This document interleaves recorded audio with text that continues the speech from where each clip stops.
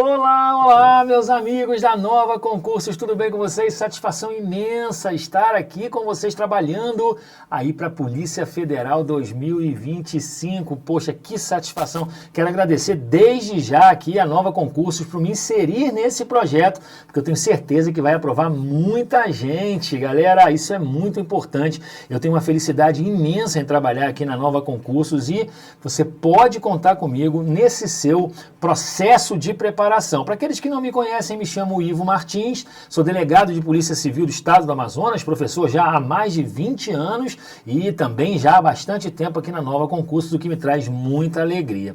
Quero saudar todos que estão acompanhando ao vivo aí no chat, galera, deixa aí a sua dúvida, pode inclusive me chamar no Instagram se tiver alguma dúvida, @DeltaIvoMartins, você fala comigo lá, ou normalmente o Instagram é o canal que eu mantenho um contato direto com os meus alunos, então esteja inteiramente à vontade para me chamar lá no @DeltaIvoMartins. E, sobretudo, não perca o nosso projeto aqui na Nova Concursos da Polícia Federal. Tenho certeza que teremos milhares, muitas ou quase todas as aprovações aí no concurso da PF. Hoje, a aula, na verdade, esse webinário, essa live, ela diz respeito aí a um assunto muito importante e que a Sebrasp cobra muito de vocês aí em prova, tá, galera? Que é nada mais, nada menos, olha aí, do que os princípios básicos do direito penal. É um tópico muitíssimo importante em que você tem que ficar ligado para que você não perca a oportunidade, de marcar boas questões aí.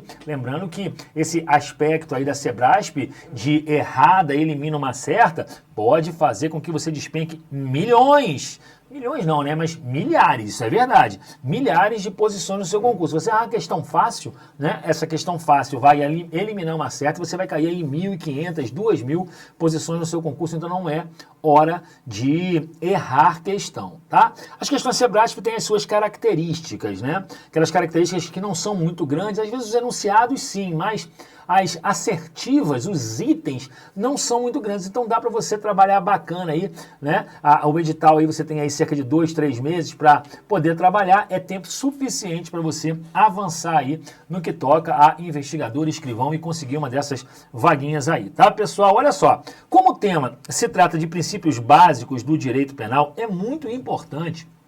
A gente vai fazer algumas questões, mas eu vou teorizar com vocês aqui, sobretudo para que vocês conheçam, para que vocês saibam, a diferença entre princípios, a diferença entre princípios, tá, e lei. São situações distintas. Os princípios, eles diferem daquilo que se chama de lei. Claro que ambos são, espectros normativos. Nós devemos obediência tanto aos princípios quanto às leis, porque ambos são normas e as normas devem ser seguidas. Ocorre que os princípios, tá aqui, eles têm um poder maior de abstração. Poder maior de abstração, diferente da lei, Diferente da lei. Por quê? Porque a lei, ela serve efetivamente para tutelar apenas uma e única situação. A lei tutela uma única situação. É claro que em determinadas espécies, determinadas hipóteses, Então, eu posso colocar aqui, princípios, tá? Princípios têm um poder maior de abstração. E por que isso? Porque os princípios, eles podem ser aplicados, vários deles, em várias hipóteses específicas. Por exemplo, a lei não. Quando eu falo da lei, meus amigos, a lei tutela apenas uma situação específica. Olha só, eu posso até ter, em algumas hipóteses, a visualização de que duas leis podem se aplicar ao mesmo caso. Quer ver só? Imagina quando a gente estiver falando do matar alguém. Olha só, imagina quando a gente estiver falando do matar alguém, tá? E do matar alguém no trânsito, tá? Imagina essa, eu só estou te dando um exemplo para você visualizar que a lei só pode ser tutelada, só pode ser aplicada a um caso específico. Quando eu falo aqui o matar alguém, e o matar alguém no trânsito, a conduta do agente é a mesma, ou seja, é a eliminação injusta da vida de alguém, né? Só que uma é fora do trânsito, outra é nas relações do trânsito. Eu tenho aqui, por exemplo, ó, o artigo 121, né, do Código Penal e eu tenho aqui o artigo 302 do Código de Trânsito Brasileiro. Vamos imaginar que a hipótese que estejamos tratando seja uma morte de alguém no trânsito. E considerando que o artigo 121 e o 302 tratam de matar alguém, né? Qual é a lei, o Código Penal ou o Código de Trânsito Brasileiro que eu vou aplicar a quem mata alguém no trânsito? Seria o artigo 121 negativo. Eu não posso aplicar os dois. Eu tenho que aplicar aqui o artigo 302 do Código de Trânsito Brasileiro. Até porque a lei especial, aquela que está fora do Código Penal, ela derroga, ela afasta a lei geral, que é o Código Penal. Então, por exemplo, eu não posso aplicar o artigo 302 e o artigo 121. Não posso, porque a lei só pode tutelar um caso específico. Agora, os princípios não. Os princípios, eu posso ter vários princípios atrelados a uma mesma situação. Eu tenho aqui, então, uma única situação. Você imagina aqui, ó, uma única situação, tá? Imagina aqui uma única situação. E eu posso ter aqui, meus amigos, eu posso ter a observância de vários princípios a essa única situação. Por isso que disse que os princípios têm um poder maior de abstração, porque eles podem ser aplicados vários ao mesmo tempo a várias situações específicas. Claro que ao aplicar todos, eu tenho que usar o chamado critério da ponderação, o critério da proporcionalidade. Obviamente, né? Obviamente. Por exemplo, eu tenho aqui, meus amigos, por exemplo, o princípio da intimidade, né? Eu tenho lá o princípio da intimidade, inclusive com guarida constitucional, aquele que tutela direito fundamental do cidadão. Agora, se esse cidadão comete um crime, por exemplo, eu tenho, através de outro princípio, a possibilidade de afastar essa intimidade, né? Esse direito fundamental à intimidade, por exemplo, para fazer uma interceptação telefônica, uma interceptação telemática, uma busca e apreensão na residência? Tenho, porque diante do conflito de princípios, um pode prevalecer em face do outro. Olha que interessante isso que eu estou falando para vocês, meus amigos. Os princípios, portanto, eles têm um poder maior de abstração, um espectro maior de abrangência. Entendam isso para diferenciar princípios e leis.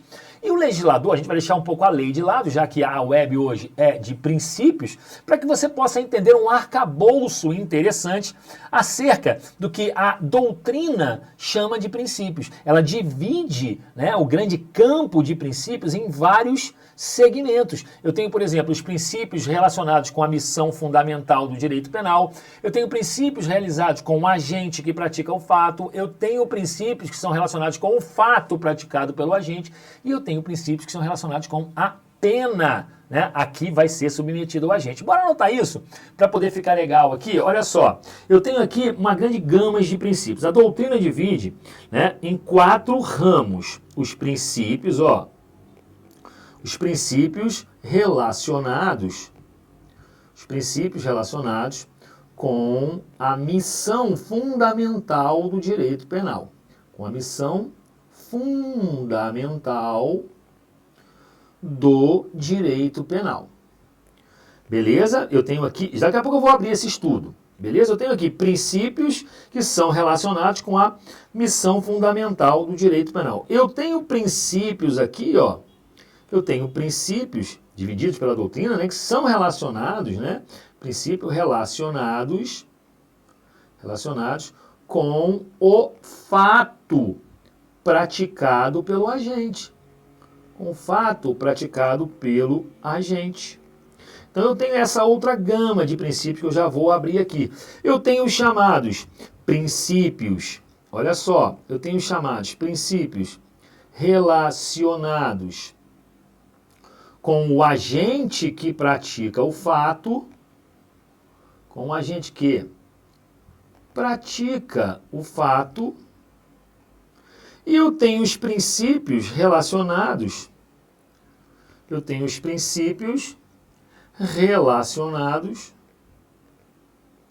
relacionados com a pena.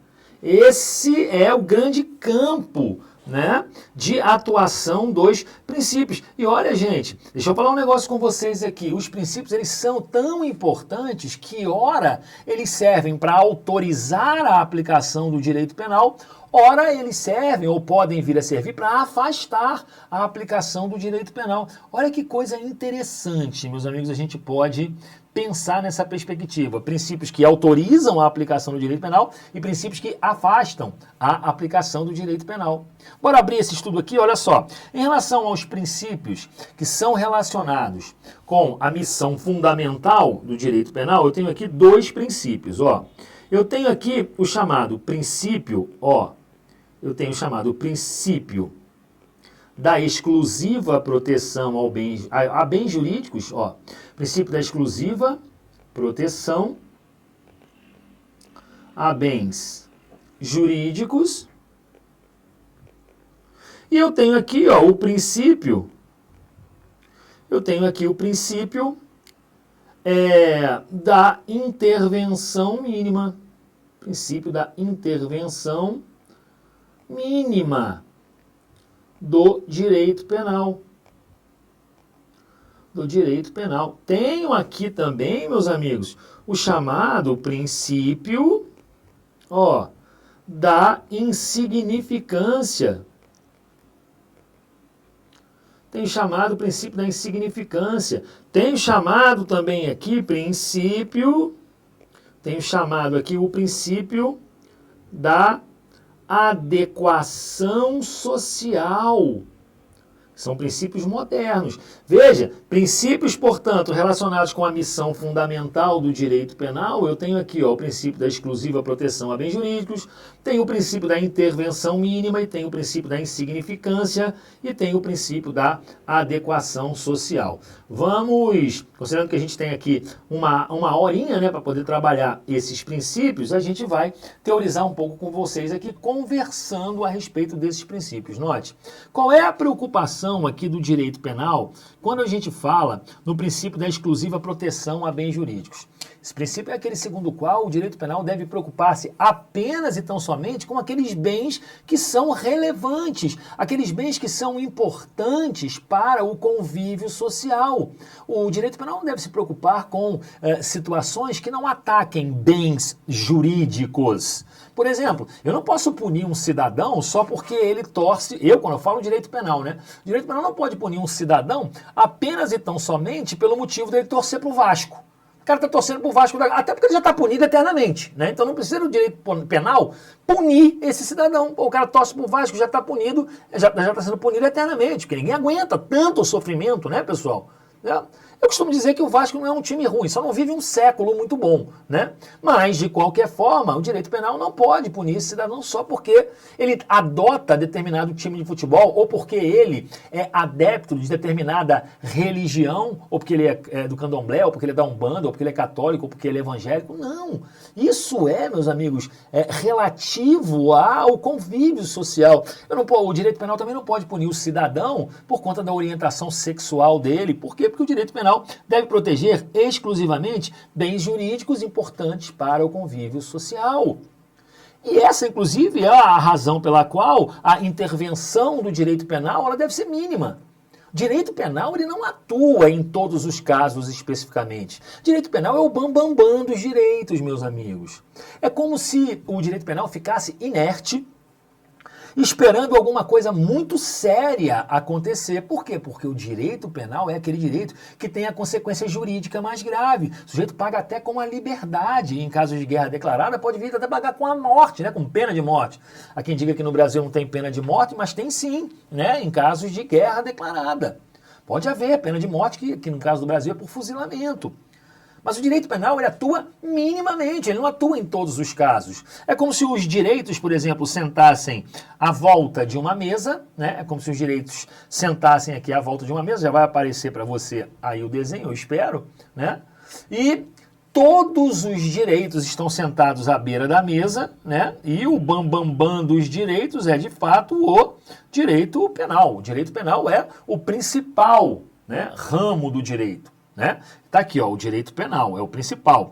É como se o direito penal fosse tipo o Flamengo dos direitos, né? O top dos direitos ali, né? De repente, algum fato é levado à discussão. Ó, imagina, e aqui quem está sentado do lado do direito penal, o direito de família, o direito civil, o direito de propriedade, o direito aeronáutico, o direito agrário, o direito administrativo, o direito tributário, o direito eleitoral, todos os direitos estão sentados aqui.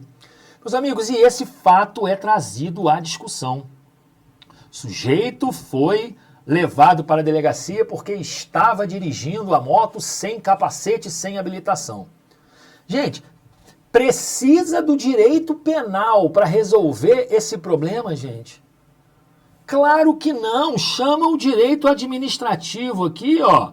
O direito administrativo que ele resolve, aplica uma multa pro cara e pronto. Não precisa do direito penal, né, resolver esse problema. Esse, inclusive, é um dos motivos pelo qual o crime de adultério foi revogado do Código Penal em 2025. Em 2025 e 2005. Por que isso? Porque não precisa do bambambam dos direitos, do direito penal, resolver problema de chifre. Resolve entre vocês. Ah, professor, mas aí o cara vai matar a mulher ou a mulher vai matar o cara. Pô, não, aí ficou sério demais. Aí ficou sério demais, nasce para o direito penal, já que a intervenção dele é mínima, a sua atuação. Porque, peraí, pô, o negócio é sério. O cara matou a mulher matou o cara. A mulher cortou os testículos do cara, ficou sério demais. Ou então o cara deu um catiripapo na mulher, não pode. Por causa de problema de chifre? Não. Eu, direito penal, não vou agir. Não vou agir. Resolve lá no direito civil, no direito de família. Ah, quer separar? Direito de família tem bem, direito de família resolve, entendeu? Que mais? Tem lá o direito civil em relação aos bens. Agora, direito penal só atua quando estritamente necessário e quando houver uma relevante lesão a um bem jurídico. Fora isso, o direito penal não atua. Por quê? Porque a intervenção dele é mínima, não é máxima. Cuidado com isso, tá, pessoal? Inclusive, decorrência do princípio da intervenção mínima é o princípio da insignificância. O que o princípio da insignificância faz? O nome já está dizendo. O ataque a um bem jurídico é tão irrelevante, tão insignificante, que não precisa da atuação do direito penal. Gente, pode parecer besteira, mas pensa no seguinte. Imagina aquele cara que subtrai de uma papelaria, uma caneta Bic de R$1. Se você for pensar de acordo com a lei, aquele cidadão precisa ser responsabilizado. Óbvio. Porque subtrair para si ou para outra em coisa alheia móvel, não se discute. Agora vem cá. Será que a subtração de uma caneta de R$1 tem o condão de lesar de maneira relevante e intolerável o bem jurídico, o patrimônio daquela papelaria, daquela pessoa jurídica? Não, né, gente? Então, por mais que haja adequação do fato à norma, a subtração para si ou para outra, e não há necessidade de atuação do direito penal, porque não houve uma relevante e intolerável lesão ao bem jurídico. Claro que a papelaria está R$1 mais pobre e o ladrão está R$1 mais rico. Óbvio, mas isso não tem um condão de lesar o patrimônio da papelaria. Aplicar-se-á o princípio da insignificância e afastar-se-á a atuação do direito penal, meus amigos. Missão fundamental do direito penal é tutelar bens jurídicos relevantes para a sociedade. O princípio da adequação social afasta também a aplicação do direito penal. Por quê? Porque o cidadão pratica conduta que a sociedade tolera, entende como adequada a ponto de não sugerir a aplicação ou a intervenção do direito penal, já que é mínima. Pô, professor, isso pode ser mais claro? Posso. Imagina a hipótese em que uma criancinha nasce, bebezinho nasce, o pai vai lá e fura a orelhinha da criança, a criança berra, chora. Se você for pensar ao pé da letra, esse pai, essa mãe estão praticando crime de lesão corporal na criancinha que acabou de nascer.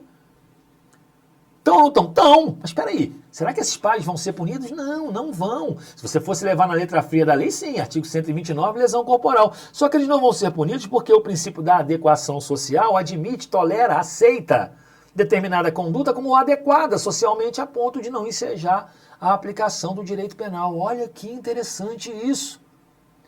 Ah, mas ele praticou. Beleza, só que o princípio, que também é norma, tem que ser observado e vai afastar a aplicação do direito penal, porque essa é uma conduta socialmente adequada.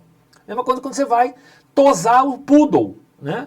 Quando você vai tosar o poodle, você pode até imaginar e pode estar maltratando, praticando maus tratos com aquele poodle, que é todo felpudo, todo peludinho, entretanto, né, agora vai ficar tosado e morrendo de frio. Isso é maus tratos? Não é. Por quê? Porque a sociedade tolera, aceita, admite determinada conduta como adequada. Deu para visualizar isso? Princípios que são relacionados com a missão fundamental do direito penal. Aqui, em relação à segunda gama de princípios, né, que são os princípios relacionados aqui com o fato praticado pelo agente, importante a gente também consignar aqui, porque eu tenho gama de princípios interessantes aqui, ó. Eu tenho aqui no segundo tópico, veja, eu estou abrindo o estudo, tá? Estou abrindo o estudo, ó. Eu falei aqui dos princípios relacionados com a missão fundamental, eu vou entrar agora nos princípios relacionados com o fato praticado pelo agente. E aqui, ó, eu tenho o princípio, perceba, eu tenho o princípio da exteriorização dos fatos, que também é chamado de princípio da materialização dos fatos, tá? Princípio interessante, porque, veja, o direito penal, ele só pune o agente, ou só começa a punir o agente quando ele, pelo menos, começa a colocar em prática a sua intenção criminosa. Só começa a punir o agente quando ele exterioriza, quando ele materializa a sua intenção criminosa. Quando está ainda na esfera da ideia, na esfera da cogitação, na esfera da preparação em regra, o direito penal não pune, porque existem fases para a punição, né? Para que o direito penal comece a punir. Por exemplo, eu tenho aqui, ó, a cogitação, que é a simples ideia do crime. Eu tenho a preparação do crime, o momento em que o agente reúne meios para a prática do crime. Eu tenho a execução, que o cara já colocou em prática aquilo que ele idealizou. E tem a consumação, que ocorre quando o agente consegue atingir o resultado desejado. Eu tenho todas essas fases, só que o direito penal, ele só começa a punir o agente a partir do momento em que ele coloca em prática, a partir do momento que ele executa, a partir do momento em que ele exterioriza, a partir do momento em que ele materializa aquela ideia criminosa. Uai, é muito fácil de falar, né? Falei uai aqui, apesar de ser carioca, falei uai em homenagem à Nova Concurso, né? Cuja sede está em Minas Gerais. Veja, quem aí já teve vontade de matar o chefe? Matar o namorado, matar alguém? Porra, eu quero matar. Esses dias eu queria matar o Gabigol quando jogava no Flamengo. Não fazia gol nenhum. Tem gente hoje que quer matar o Neymar, né? Agora, o fato de você querer matar uma pessoa já faz com que você incida na prática criminosa? Não. Tem gente que quer matar vários jogadores da seleção brasileira. É ou não é? Isso já faz com que o agente seja punido? Não. Né? Note que você pode até falar, cara, eu vou matar aquele cara se ele não fizer determinada situação. Beleza, tranquilo, você pode falar. Você não vai ser punido. Por quê? Porque para ser punido tem que fazer o quê, meus amigos? Aqui, ó. Exteriorizar, materializar, começar a materializar, começar a executar o crime. Ah, professor, então para punir o cara eu vou ter que esperar ele matar? Não! Mas se ele tiver com a arma de fogo na mão se dirigindo ao local, você já pode efetivamente prendê-lo em flagrante delito, né? Tudo bem, está em ato preparatório de homicídio, mas ele pode responder pelo porte de arma de fogo, né? Já passou da fase da preparação, já passou da fase da cogitação, entendem? Então é muito importante esse princípio da exteriorização ou da materialização dos fatos. Eu tenho aqui, ó, também, meus amigos, aqui no tópico 2, um segundo princípio, que é o princípio da legalidade. E esse princípio é muito importante, ó. Princípio da legalidade, tá, pessoal? Princípio da legalidade, que também é chamado de princípio da reserva legal e também é chamado de princípio da anterioridade. Olha que interessante, meus amigos. Esse princípio, meus amigos, é aquele segundo o qual, né, aquele que estudou minimamente direito penal já conhece a máxima seguinte, ó, não há crime sem lei anterior que o defina, não há pena sem prévia cominação legal. não apenas sem prévia cominação legal. Princípio da legalidade, por quê, meus amigos? Veja, o agente, né? O agente não, na verdade, o Estado precisa, né, adequar ou respeitar aspectos legais para que não ocorra uma ilegalidade. Quanto mais se observa a legalidade, menor é o arbítrio do Estado em face do cidadão. O princípio da reserva legal é aquele segundo o qual está reservado aqui, meus amigos, ó, a lei, a criação de tipos penais e de penas e de sanções penais. Não há crime sem lei, olha só, está reservada a lei. Reserva legal, está reservada a lei. Agora, que lei é essa? Lei ordinária, lei complementar, são aquelas leis que são submetidas ao devido processo legislativo, né? Não há crime, portanto, sem lei que o defina, não há crime sem prévia cominação legal, né? Essa anterioridade aqui, ó, aqui alude a sistemática do princípio, né? O princípio da anterioridade, significa dizer aqui, ó, que a lei tem que ser anterior, a sanção penal tem que ser anterior. Veja, cidadão cometeu um crime aqui, ó. Cidadão cometeu um crime. Pera aí, rapidinho. Minha sogra tá ligando aqui. Minha sogra, tô dando aula aqui, depois a gente fala, tá? Abraço, tchau, tchau. Acontece, né? Acontece. Tecnologia acontece. Olha só. Então, o que acontece? Não há crime sem lei anterior. Não apenas sem prévia cominação legal. Cidadão cometeu um crime aqui, tá? Nessa época aqui, e não existe nesse momento aqui uma lei para poder punir esse fato que ele praticou. Ah, então bora criar uma lei depois e vamos lá retroagir para punir aquele cidadão. Pode? Não! A lei tem que ser anterior ao fato que ela precisa tutelar. Ela não pode ser posterior. Esse é o princípio da irretroatividade da lei penal. Esse é o princípio da irretroatividade da lei penal. Conseguem perceber isso? Além da legalidade, né? A reserva legal, a anterioridade, há de haver uma taxatividade. O legislador não pode criar tipo penal impreciso, tipo penal poroso, não. Ele tem que criar tipos penais, né, que sejam claros, né, sob pena de gerar ilegalidade. Me lembro que, certa ocasião, né, eu era delegado de polícia de um determinado distrito e fiz um flagrante de um cidadão por estupro, em que ele era montador de móveis, chegou na residência da pessoa para poder montar o móvel que a mãe da menina lá tinha comprado no dia anterior. Chegou lá, a mãe não estava trabalhando, só estava a menina em casa. Aí o montador falou: cadê sua mãe? Ah, não está trabalhando. A menininha bonita, né, bonitinha mesmo, devia ter lá uns 16, 17 anos e tal. Aí o cara falou pra ela, o montador: você me ajuda a montar os móveis? Ela falou: ajudo, segura aqui pra mim a porta. Ela foi e segurou a porta, pra ele poder parafusar. Só que na hora de parafusar, ele parafusou outra coisa, né? Deu uma patolada aqui no seio da menina, a menina gritou, deu 5 minutos, a viatura da polícia militar chegou.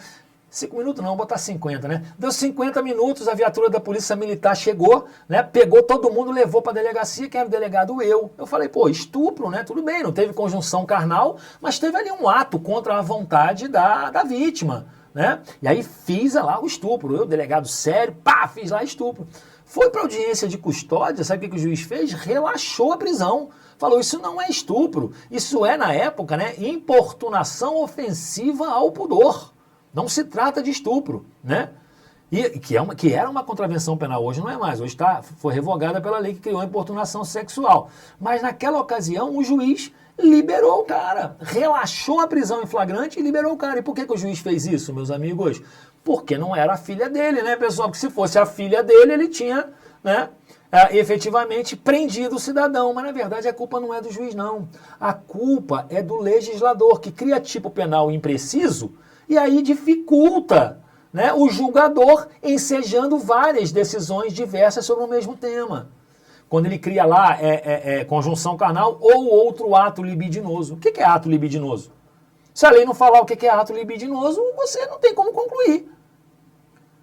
Conseguem visualizar isso? Você acha que o beijo lascivo, que é aquele beijo desentupidor de pia, né? Aquele beijo, aquela coisa, né, que a língua vai, língua entra, língua sai, aquela coisa que você está num restaurante lá, tem um casal lá se beijando, aquela coisa toda, aquele beijo lascivo, e você fica incomodado com aquilo, hora você quer estar lá, hora você não quer, porque você está incomodado com aquilo e tal.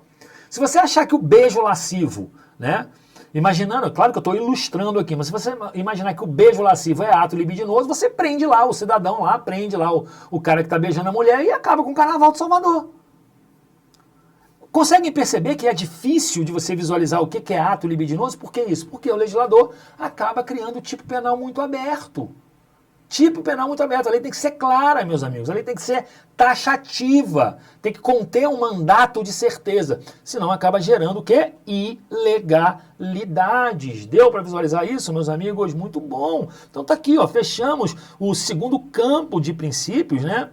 Trabalhando os princípios relacionados com a missão fundamental, trabalhando os princípios relacionados com o fato praticado pelo agente, e aqui os princípios relacionados com o agente que pratica o fato e com os princípios relacionados com a pena, a gente vai ver numa outra oportunidade. Não acabou a aula ainda não, vou fazer questões aqui com vocês, porque é muita teoria, né? E eu já me coloco à disposição aqui para poder ministrar uma segunda parte dessa live. Agora é preciso que vocês deem aí o gostei, é preciso que vocês curtam, comentem essa live, vão lá no fórum e falam, pô, muito legal, professor, bacana, para que eu volte com mais conteúdo para vocês relacionados aos princípios. Deu para perceber isso? Temos também aqui, num princípio relacionado com os fatos, temos o princípio da legalidade, tá?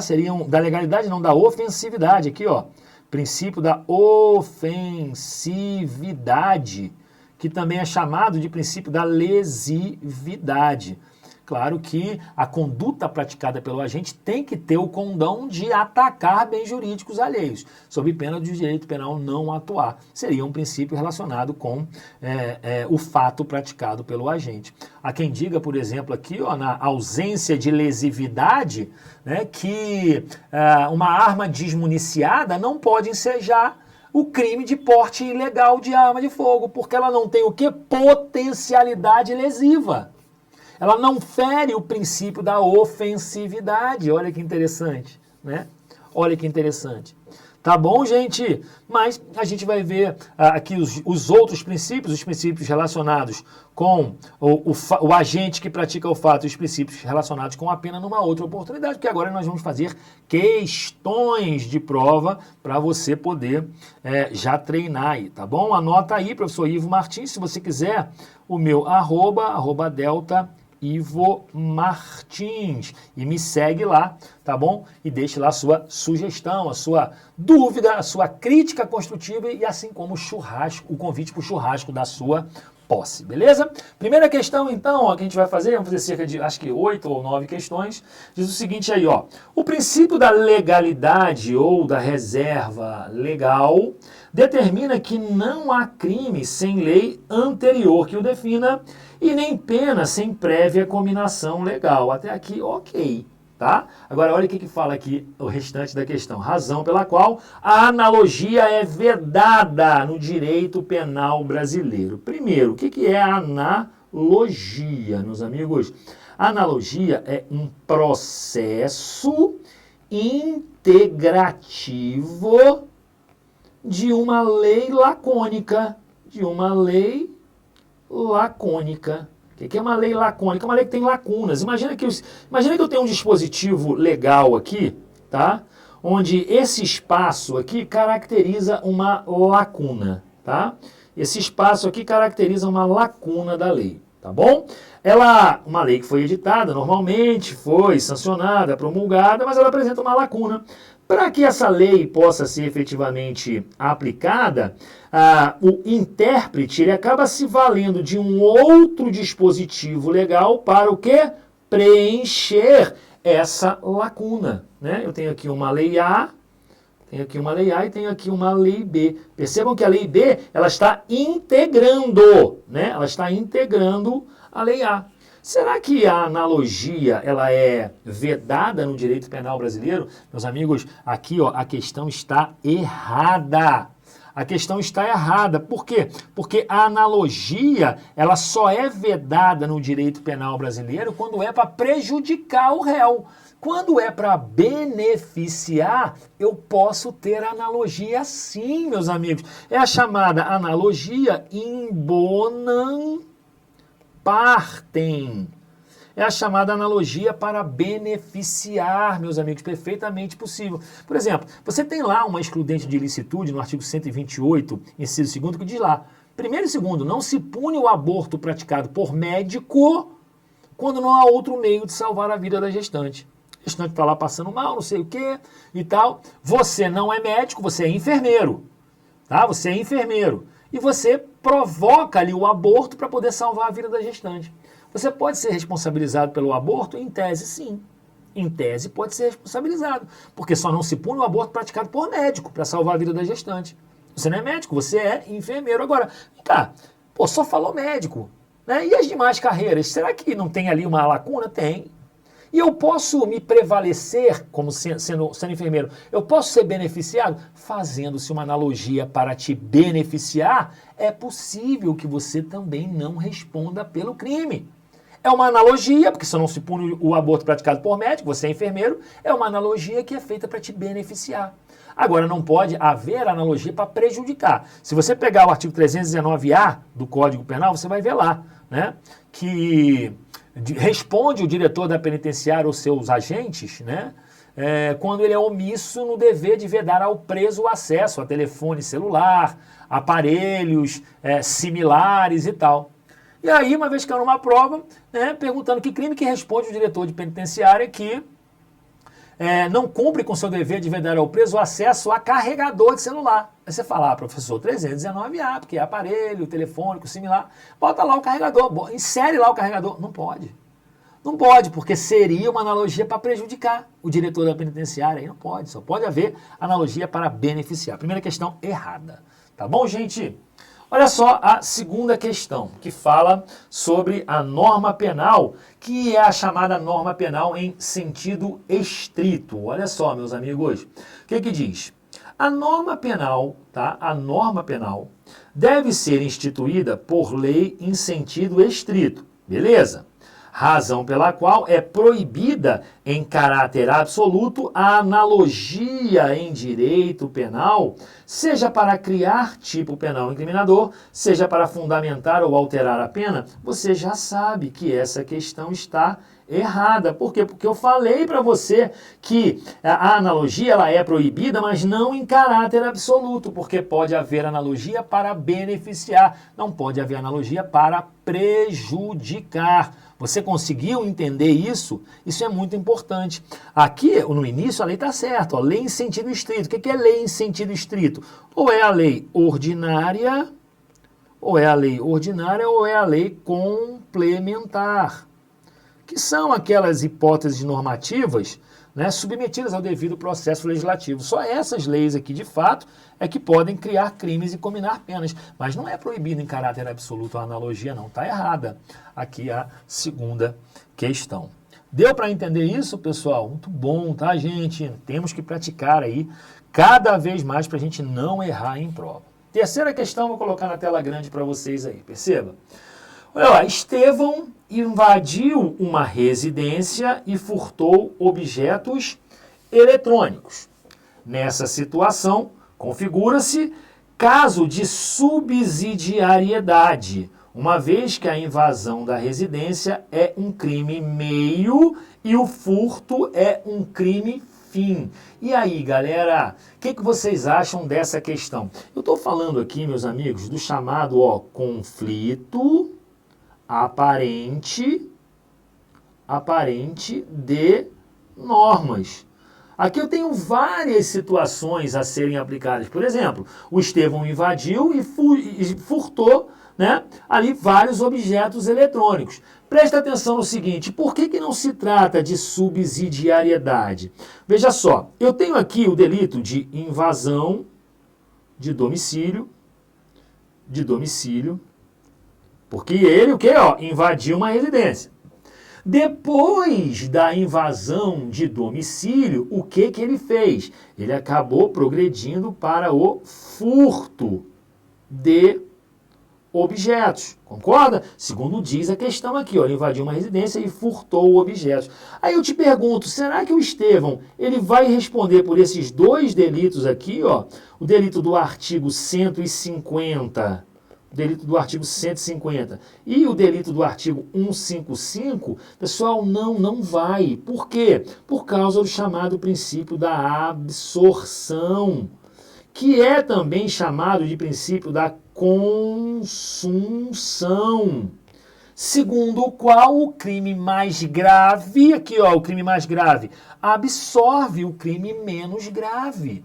Imagina que eu sou cidadão comum e quero matar uma pessoa que está numa residência. Então eu pego uma arma de fogo, né? Eu pego uma arma de fogo e não tenho autorização, já estou respondendo pelo porte de arma de fogo. Chego na casa do cara e invado o domicílio.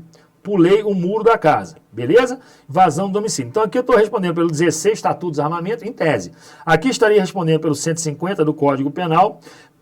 Arrebento a porta da casa dele na hora que eu pulo o muro, né? Quebrei a porta, pratiquei aqui um 63 dano, vi ele deitado na cama, dei um monte de facada nele, pratiquei aqui o 129, em decorrência das facadas ele morreu, então eu respondo por artigo 121. Será que eu vou responder por todos esses crimes, meus amigos?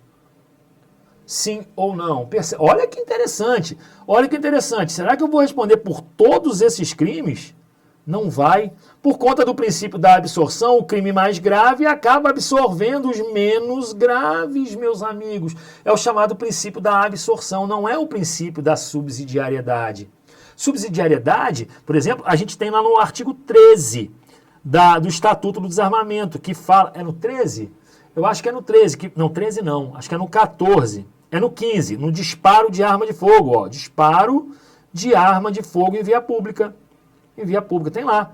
Disparar em via pública ou em local habitado. Pena tal se o fato não constitui crime mais grave. Se ele disparou em via pública porque ele quer matar o fulano, ele não vai responder pelo disparo em via pública. Ele vai responder pelo homicídio ou pela tentativa de homicídio. Parece que é absorção, mas não é. Por quê? Porque o disparo de arma de fogo é um delito subsidiário. Só vai efetivamente incorrer se o agente não tiver uma outra intenção. Olha que interessante aí, muito legal, muito boa essa terceira questão, mas está falsa de novo, né? Mais uma questão errada aí, tudo falciane, tá? Todas as questões falsas. Maravilha? Quarta questão, vou colocar na tela para você dar uma olhadinha aí, ó. O que diz a quarta questão? O princípio da individualização da pena, ó, é um princípio que é relacionado com a pena aqui, ó, né? Determina que nenhuma pena passará da pessoa do condenado, razão pela qual as sanções relativas à restrição de liberdade não alcançarão parentes do autor do delito. Ô, gente, essa questão é para pegar o aluno Juninho, ejaculação precoce, o faixa branca. Porque o faixa branca, na hora que lê isso aqui, ele acha que a questão está correta. Mas a questão aqui está errada, tá, meus amigos? A questão está errada mais uma vez. Até agora só questão errada. Pô, professor, isso não é o princípio da individualização da pena? Não. A questão, ela se refere ao princípio da personalidade da pena. Ela se refere ao princípio da intranscendência. Intranscendência da pena, segundo os quais nenhuma pena passará da pessoa do acusado. Isso, inclusive, é direito fundamental. Está lá no artigo 5º, salvo engano, inciso 45 da Constituição Federal, salvo engano. A pena não passará da pessoa do acusado. Por exemplo, o acusado é esse cidadão aqui. Ah, o cidadão morreu. Ah, beleza, vamos transferir a pena dele para os filhos, já que os filhos herdam a pena. Não. Direito penal tem um princípio da personalidade da pena, segundo o qual nenhuma pena passará da pessoa do acusado. Ah, tá, professor, mas isso não é individualização da pena? Não. Individualização da pena, meus amigos, é uma outra situação. Deixa eu só ver se eu consigo apagar aqui, peraí. É uma outra situação. Veja, na individualização da pena, imagina várias pessoas aqui, ó, que praticaram o mesmo delito, tá? Praticaram o mesmo delito, tá? Essa bola aqui representa o mesmo delito. Agente 1, agente 2, agente 3, agente 4. Só que eles tiveram ali, né, eles vão responder pelo latrocínio. Só que eles tiveram ali condutas diferentes. O 1 ficou no carro, o 2 ficou passando pano na rua ali, olhando para ver se a polícia ia chegar, o 3 arrombou a porta, né, deu tapa em todo mundo, e o 4 matou o dono da residência. Tá? Matou o dono da residência e subtraiu as coisas.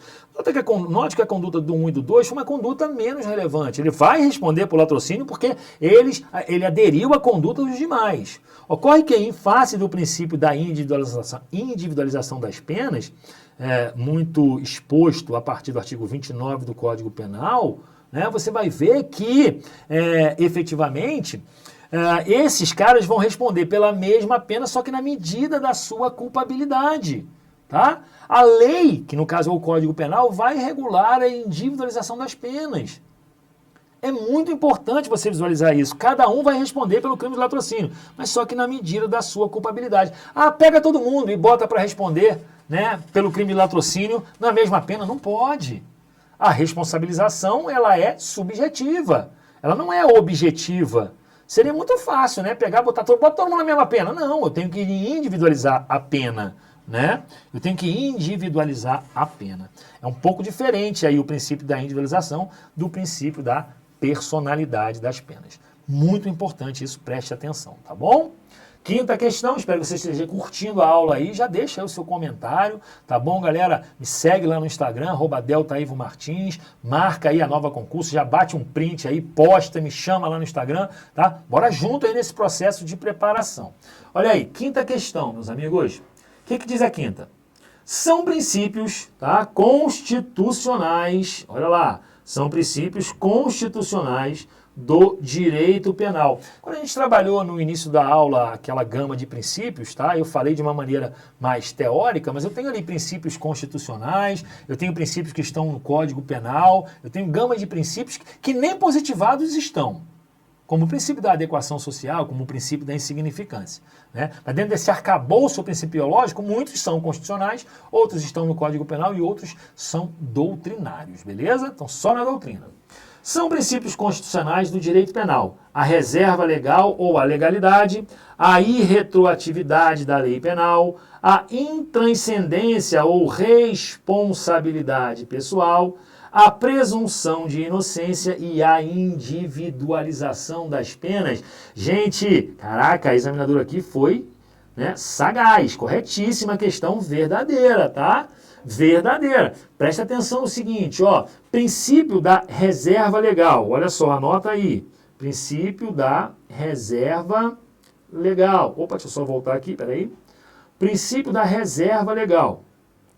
Reserva legal. Anote, tá lá na Constituição, no artigo 5º, tá? Inciso 39, tá? Da CF. Maravilha? Princípio da irretroatividade. Só que a reserva legal também está no Código Penal, tá? Princípio da irretroatividade da lei penal tá também no artigo 5º, tá? Inciso 40 da CF, tá? E também está lá no Código Penal. Princípio aqui, ó, a gente falou aqui, cadê? Da irretroatividade, legalidade. O princípio da intranscendência ou responsabilidade pessoal, olha lá. Que a gente acabou de ver na outra questão, né? Princípio da intranscendência da pena. Está na Constituição? Está na Constituição. Artigo 5º, inciso aqui, ó, 45 da CF, beleza? Ele não está lá no Código Penal. A gente tem também o princípio da presunção de inocência, que é aquele segundo o qual ninguém pode ser considerado culpado, né, até sentença condenatória transitada em julgado. O princípio da presunção da inocência. Aonde está? Está também no artigo 5º, inciso aqui 57 da Constituição, e a gente tem o princípio da individualização da pena, né, ou das penas, né, que está no artigo 5º,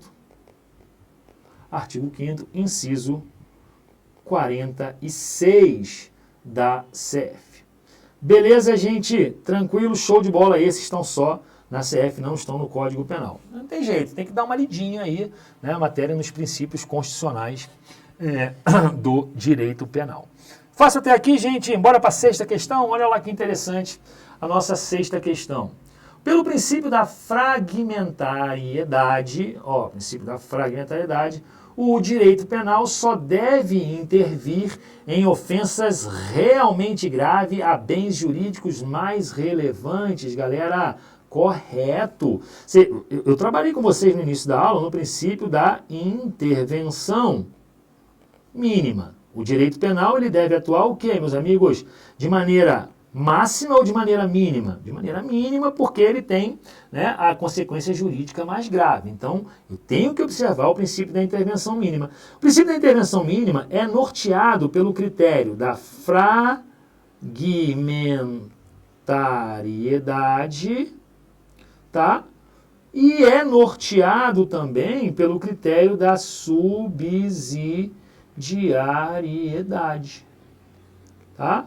Como assim, professor? Veja, o direito penal, meus amigos, ele tem a intervenção mínima. Ele só pode atuar, presta atenção, quando os demais ramos do direito, tá, não tiverem condição de resolver aquela questão. Ele atua subsidiariamente. O direito penal atua subsidiariamente. Lembra do trono vermelho e preto? Ele é o Flamengo dos direitos. Ele fica sentado lá na cabeceira da mesa e deixa os outros direitos resolverem. Se os outros direitos não resolverem, aí entra o direito penal de maneira subsidiária. É o soldado de reserva. Quem estudou direito penal já ouviu falar a expressão de que o direito penal é a última ratio. Já ouviu falar nisso? A derradeira trincheira? Por quê? Porque ele é subsidiário. Ele só atua quando os demais ramos do direito forem, não conseguirem resolver aquela demanda, né? Se incompletarem, aí nasce a atuação do direito penal, que também é fragmentário. Ele não se preocupa, o direito penal, com todas as condutas praticadas pelo ser humano na sociedade. Essa palavra fragmentariedade vem de fragmento, vem de determinadas condutas, partes, fragmento é parte. Partes das condutas humanas devem ser responsabilizadas no seio social. E quais são as condutas que devem ser tuteladas pelo direito penal? Aquelas condutas que ataquem ou que ofendam realmente bens jurídicos relevantes. Se não houver nenhuma relevância no ataque perpetrado pelo agente, não há falácia no direito penal, porque a intervenção no direito penal ela é mínima e não máxima. Então, o direito, né, penal ele é norteado pela intervenção mínima que tem os critérios da fragmentariedade, apenas algumas condutas são punidas pelo direito penal, e da subsidiariedade. Quando os demais ramos do direito não conseguirem resolver a demanda, aí vem o direito penal, aí sim, e atua para resolver aquela contenda. Fácil de perceber, gente? Excelente, hein? Muito bom. Vamos avançar. 7ª questão, acho que é a nossa penúltima questão aqui dessa web de hoje. Olha lá. O objetivo do direito penal moderno é exclusivamente a proteção de bens jurídicos. Olha que interessante, até falei isso, hein? Bacana. De modo que é vedada a criminalização de intenções, de pensamentos e de maneiras de viver, salvo, olha só, hein? Salvo se exteriorizadas, de modo... Salvo se exteriorizar de modo a, no mínimo, colocar em risco os referidos bens jurídicos, especialmente aqueles consagrados na própria Constituição Federal, como a saúde pública, o patrimônio e o meio ambiente. Caracas, galera! Top a questão. Essa era a explicação do princípio da exteriorização ou da materialização dos fatos, né? Bem como... Por quê? Porque a exteriorização e a materialização, ele é uma decorrência, obviamente, do princípio, né, da exclusiva proteção a bens jurídicos, que está relacionado com a missão fundamental do direito penal. Ao passo que a exteriorização está mais ligada ao fato praticado pelo agente, né? Mas está corretíssima a questão, sem tirar nem pôr, né? Verdadeiro, correta aqui a questão, princípio da exclusiva, exclusiva proteção a bens jurídicos, beleza? Assim como o princípio da exteriorização dos fatos. Show de bola, galera! Lembrando para vocês aí, né, que quem é nosso aluno da Nova Concurso já tem aí a matriz de Direito Penal, concurso pronto, inclusive aprofundando sobre todos esses princípios aí, tá bom? Então você que ainda não é aluno da Nova Concurso, já trate de sê-lo, porque é muito importante para a sua preparação. Beleza? Oitava questão, oitava e última questão, lá diz, ó, sobre o princípio, segundo o princípio da intervenção mínima, tá? Segundo o princípio da intervenção mínima, o direito penal somente deverá cuidar da proteção dos bens jurídicos mais relevantes e imprescindíveis à vida social. Ficou fácil, né, gente? Corretíssima a questão, tá? Correta a questão, justamente o que eu trabalhei com vocês no que toca aí, né, as conceituações relacionadas ao princípio da intervenção mínima, que é norteada, né? É norteada pelo critério da subsidiariedade e da fragmentariedade. Beleza aí, gente? Portanto, verdadeira a questão. Gente, olha só, aproveitando aqui para vocês, né, já que a gente está transmitindo esse webinar aqui muito legal, você que está iniciando a sua preparação para a Polícia Federal, não deixe de participar aqui do nosso plano tático intensivo e conquiste a sua vaga na Polícia Federal, estudando apenas 3 horas por dia. Fica ligado nisso aí, ó. Olha só, no nosso plano tático intensivo você terá acesso ao quê? A um guia prático diário de estudos até a prova, tá? Através da nossa ferramenta exclusiva. Você tem um curso completo em videoaulas, eu tô aí nas videoaulas, aulas objetivas e diretas com a indicação exata do que assistir para ganhar mais pontos.